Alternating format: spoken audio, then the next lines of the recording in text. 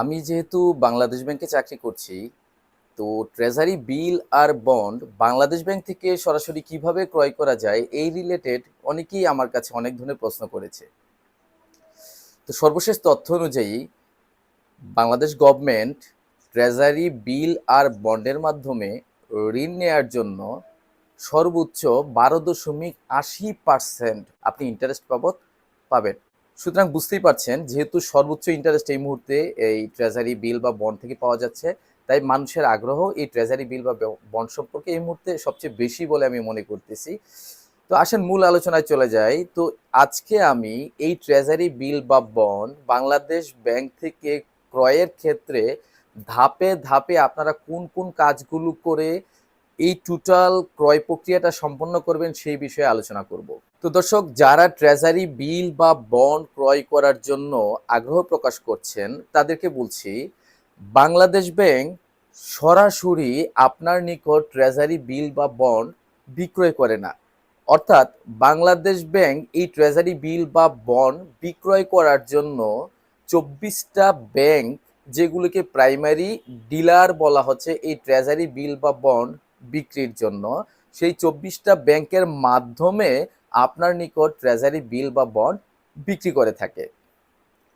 তো আপনি যদি ট্রেজারি বিল বা বন্ড কিনতে আগ্রহী হন, তাহলে ওই 24টা ব্যাংক, যেগুলো ট্রেজারি বিল বা বন্ডের প্রাইমারি ডিলার ব্যাংক হিসাবে পরিচিত, সংক্ষেপে প্রাইমারি ডিলারকে পিডি ব্যাংক বলা হয়, তো ওই 24টা ব্যাংকের যে কোনো একটি ব্রাঞ্চে আপনি প্রথমে গিয়ে আপনার নামে, অর্থাৎ যেই নামে ট্রেজারি বিল বা বন্ড ক্রয় করতে চান সেই নামে একটি সেভিংস বা কারেন্ট অ্যাকাউন্ট খুলতে হবে।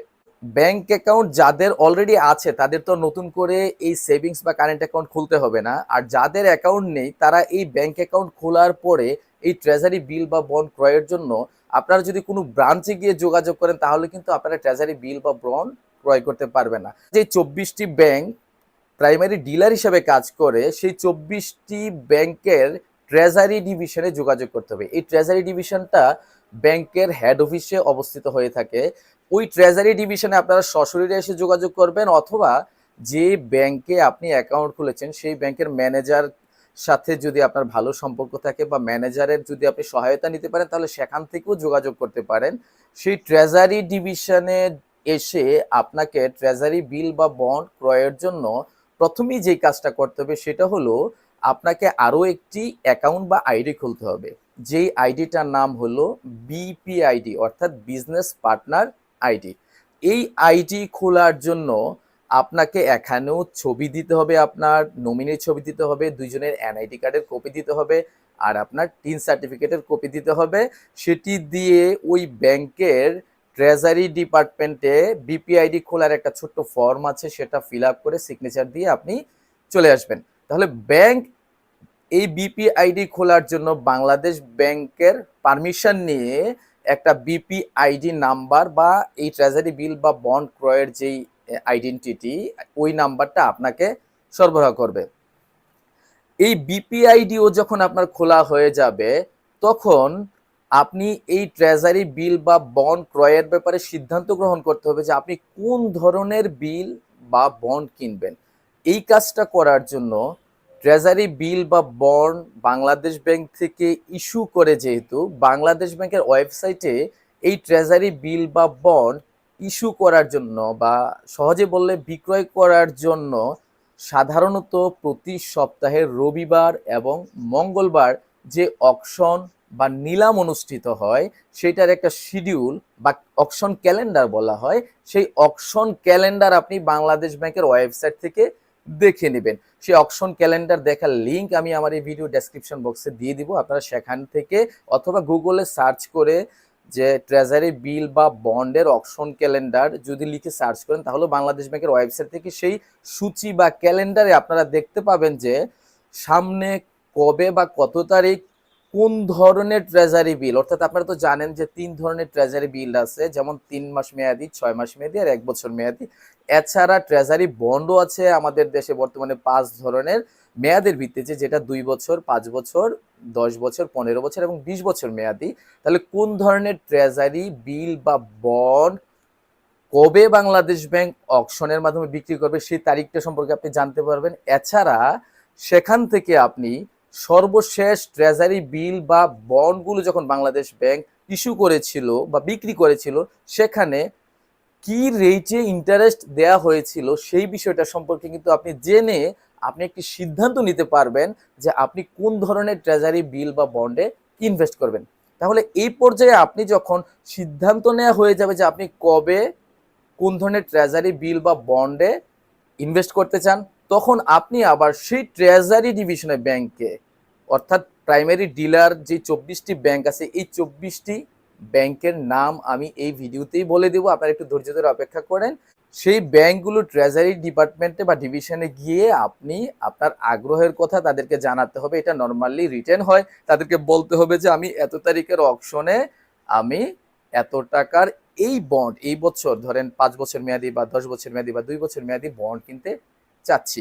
সেই অকশন কমিটি যেই রেট নির্ধারণ করে দিবে, সেই রেটে কিন্তু আপনি বন্ড কেনার জন্য এন্টাইটল বা বিবেচিত হয়ে যাবেন। তো যাই হোক, যখন অকশন কমিটি যেদিন অকশন বা নিলাম আয়োজন করে, সেই দিনই সন্ধ্যাবেলায় এই অকশনের রেজাল্ট বাংলাদেশ ব্যাংকের ওয়েবসাইটে দেয় এবং সংশ্লিষ্ট পিডি ব্যাংকগুলোকে জানিয়ে দেওয়া হয়।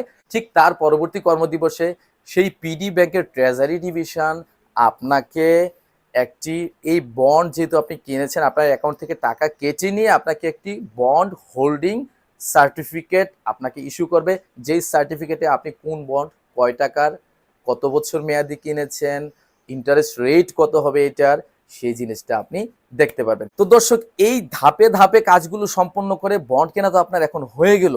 তো ইন্টারেস্টটা কিভাবে পাবো? আপনারা জানেন ট্রেজারি বিলের ক্ষেত্রে ইন্টারেস্টটা হয় ম্যাচিউরিটিতে। যেমন আপনি যদি 3 মাস মেয়াদি ট্রেজারি বিল কিনেন, যেই ট্রেজারি বিলটা ধরুন যে 1 লক্ষ টাকার, তাহলে আপনি যখন ক্রয় করবেন তখন কিন্তু আপনাকে 1 লক্ষ টাকা মানে বিলের ফেস ভ্যালু জমা দিতে হয় না বা প্রদান করতে হয় না। আপনি যেই পার্সেন্টে ইন্টারেস্ট পাওয়ার কথা, সেই ইন্টারেস্টের পরিমাণটা বাদ দিয়ে, ধরুন আপনি 1 লাখ টাকা ট্রেজারি বিলে 3,000 টাকা ইন্টারেস্ট পাবেন, তাহলে প্রথমেই আপনি 97,000 টাকা জমা দিবেন এই বিলটা কেনার জন্য। এটাকে বলে ডিসকাউন্টে ইস্যু বলে। তাহলে 97,000 টাকা জমা দিবেন। 3 মাস পরে যখন এই বিলটা ম্যাচিউরড হবে, মানে মেয়াদ শেষ হবে, তখন আপনার অ্যাকাউন্টে 1 লাখ টাকা চলে আসবে।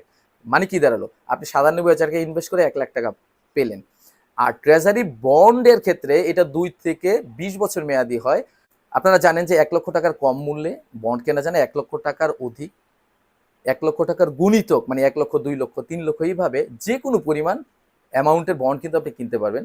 তো ধরুন যে আপনি 1 লক্ষ টাকার বন্ড যখন কিনবেন, তখন আপনাকে 1 লক্ষ টাকাই জমা দিতে হবে।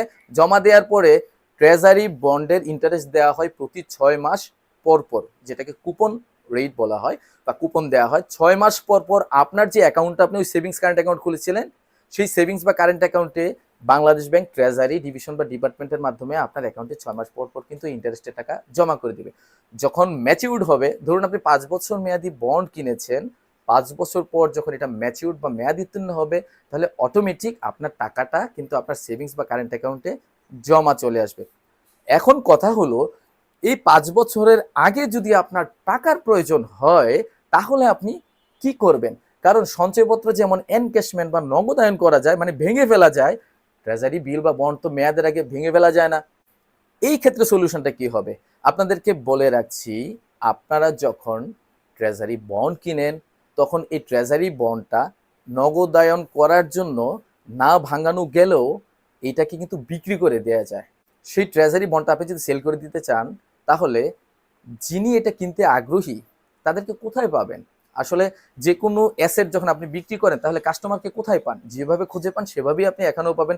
আপনি যেই পিডি ব্যাংকের মাধ্যমে কিনছেন তাদেরকে জানিয়ে রাখবেন, অথবা আপনার পরিচিত যারা আছে তাদেরকে বলে রাখবেন, অথবা যে পিডি ব্যাংক যার মাধ্যমে আপনি ট্রেজারি ডিভিশনের মাধ্যমে আপনি কিনেছেন, সে নিজেও কিন্তু আপনার এটা কিনে নিতে পারে। তাহলে তার কাছে কিন্তু আপনি বিক্রি করে আপনি আপনার অ্যাকাউন্টের মাধ্যমে টাকাটা নিয়ে আসতে পারেন। দর্শক, এই 24টা পিডি মানে প্রাইমারি ডিলার ব্যাংক, যে ব্যাংকগুলোতে আপনারা অ্যাকাউন্ট করবেন, আমি বলেছিলাম যে ট্রেজারি বিল বা বন্ড কেনার জন্য, সেই নামগুলো আমি একটু পড়ে শোনাচ্ছি। প্রথমেই হলো Sonali bank, Janata bank, Agrani bank, prime bank, south east bank, Uttara bank, NCC bank, Jamuna bank, mutual trust bank, mercantile bank 10 নম্বরে। তারপরে 11 নম্বরে আছে AB bank, national bank, Padma bank, মেঘনা ব্যাংক, মিডল্যান্ড ব্যাংক, মিডল্যান্ড ব্যাংকের পরে আছে Madhumati bank, NRB bank, NRB commercial bank, south Bangla agriculture and commerce bank যেটা SBAC নামে পরিচিত। এছাড়া সীমান্ত ব্যাংক আছে, কমিউনিটি ব্যাংক, তারপরে আছে বেঙ্গল কমার্শিয়াল ব্যাংক, 23 নাম্বার আছে রূপালী ব্যাংক, সর্বশেষ সিটিজেন ব্যাংক পিএলসি। এই ব্যাংকগুলোতে গিয়ে আপনারা ট্রেজারি বিল বা বন্ড ক্রয়ের জন্য প্রথমে অ্যাকাউন্ট করবেন যে কোনো ব্রাঞ্চে, তারপরে এই ব্যাংকগুলো হেড অফিসে যে ট্রেজারি ডিভিশন বা ডিপার্টমেন্ট আছে সেখানে যোগাযোগ করে এই ধাপ বাই ধাপ আপনারা কাজগুলো সম্পন্ন করে ট্রেজারি বিল বা বন্ড ক্রয় করতে পারবেন। আপনাদেরকে বলে রাখছি, এই 24টা ডিলার ব্যাংকের বাইরেও কিছু ব্যাংক আছে যারা নন পিডি ব্যাংক হিসেবে পরিচিত, তাদের মাধ্যমেও কিন্তু আপনি ট্রেজারি বিল বা বন্ড কিনতে পারবেন। তবে বাংলাদেশে যে ইসলামী ধারার 10টা ব্যাংক আছে তারা এই ট্রেজারি বিল বা বন্ডের অকশনে অংশগ্রহণ করে না, কারণ এটা তো ইন্টারেস্ট প্রদান করে, তারা আসলে ইন্টারেস্টের সাথে যুক্ত হতে চায় না। তো ধৈর্য ধরে এতক্ষণ এই ভিডিওটি দেখার জন্য ধন্যবাদ জানাচ্ছি।